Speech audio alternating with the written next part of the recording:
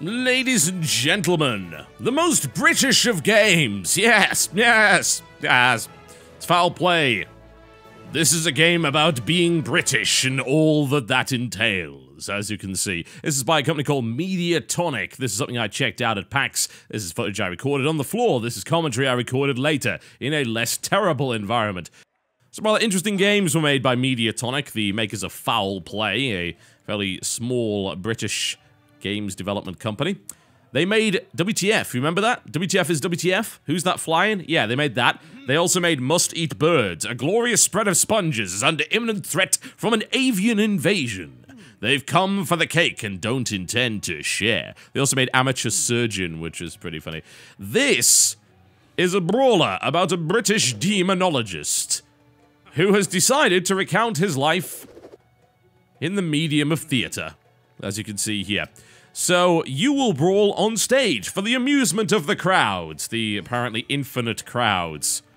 It is a two-player brawler, and here's what happens. Since it's on a stage, everything looks like it's on a theatre stage, including the backdrops dropping in from nowhere. That is why they are called backdrops after all.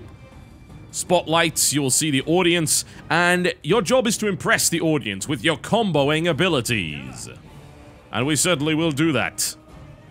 So, we shall engage in glorious combat. The dialogue is actually quite funny, I've got to say. Classic Whitechapel tourist trap. What, yes. I think our colleague there probably sounds a little bit more Londoner. Alright. We can use the beating stick, as you can see. The cane is the primary method of attack here, and the other guy has a broom. They have different sets of combos, and the whole point is to impress. The meter up to the top indicates just how well you've done. If you get a perfect scene, things are going to go better. You can't die in this game, which is a very odd choice indeed, I have to say. But this is all about impressing the audience. Death doesn't happen because these are, of course, actors. Everyone here is an actor. They are playing for your amusement. So you are looking for maximum combos and the best possible runs. And this involves a lot of juggling for the most part. You have the same weapon throughout the game. I did ask them about this, but you do gain the ability to use various different moves as you progress onward through various levels. I do rather like the combo indicators as well. Splendid, acceptable, very, very British. Yes, very much so. It is the most stiff of upper lips going on right here. The most compelling thing to start with about this game has got to be the way that they present the aesthetic. Having everything drop in from the back is phenomenal. But it's not just that. They do an awful lot more of it. You can see the audience down at the bottom, which actually kind of limits your view, which is a little bit weird. Like, half the screen, a lot of the time, is cut off because you can actually see the audience, which is maybe unnecessary, but it also does mean that you are on a narrower plane for brawling. And you'll notice there are some amusing moments like that. In fact, there's an awful lot of stuff like that that ends up happening. They use the theatre trope very, very well to interject small elements of humor into it while still keeping the pace fairly reasonable. What's no doubt carrying this game is, of course, the character and the setting, yeah?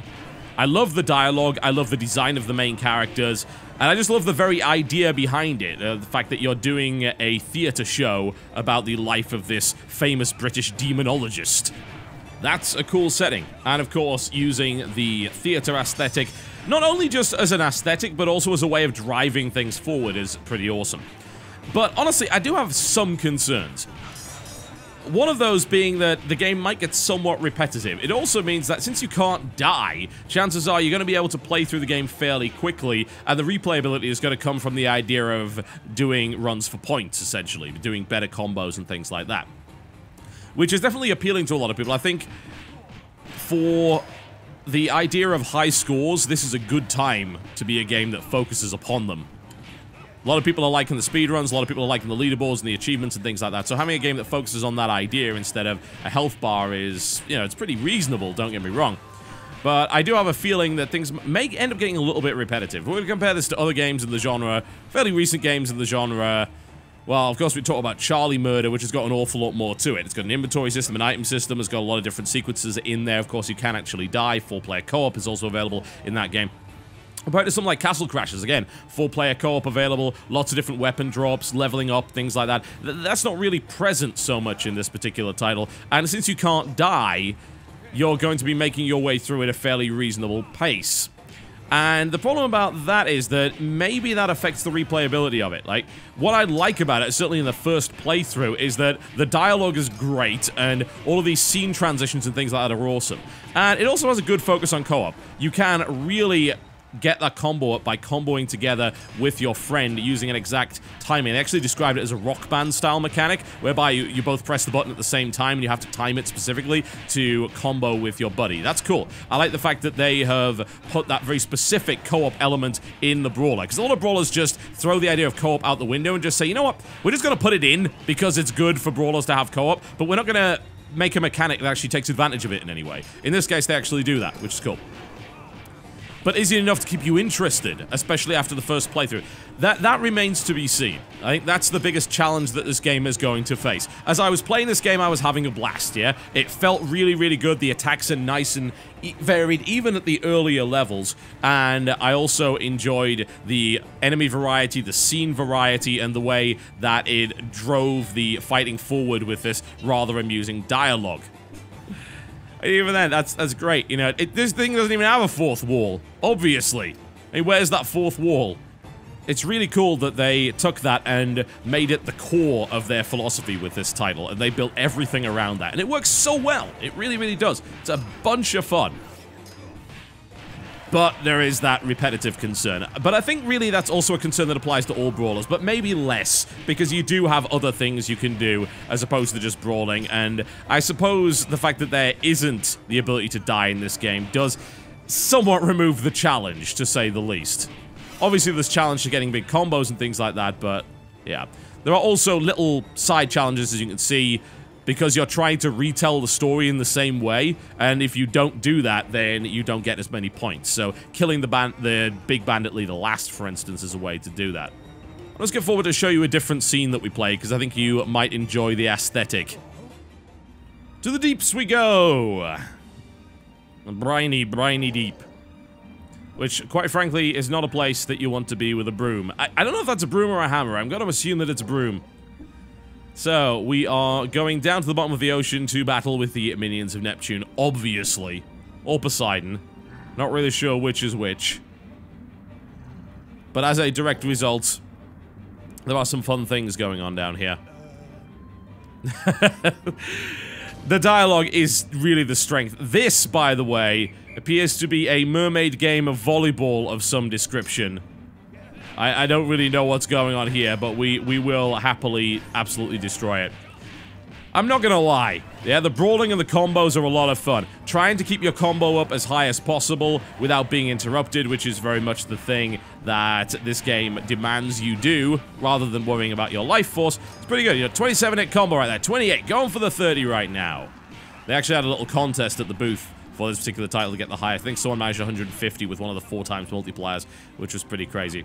It looks like a solid, if not exceptional, brawler, at least in terms of its mechanics, that's elevated by its setting and its funny dialogue, right? That's what really gives it the edge over other titles in that genre.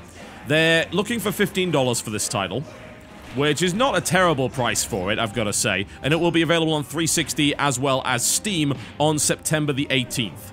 The game's going to feature 22 levels, and it's also going to have full online co-op as well as local available on the PC as well as on the Xbox, which to me, as someone that likes brawlers, is enough to justify the purchase cost. But I freely admit that as someone that grew up with something like, say, Streets of Rage or Golden Axe, and those were kind of my favorite games to play around my friends' house as I was growing up, I am pretty biased towards brawlers as a direct result. I'm also biased towards things which are incredibly British, like this one.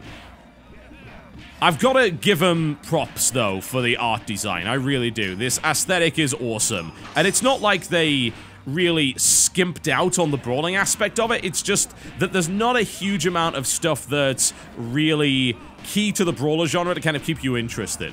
Other games have things like weapon pickups and environmental kills. Those are the kind of things that are not in this title. This title has men in lobster suits.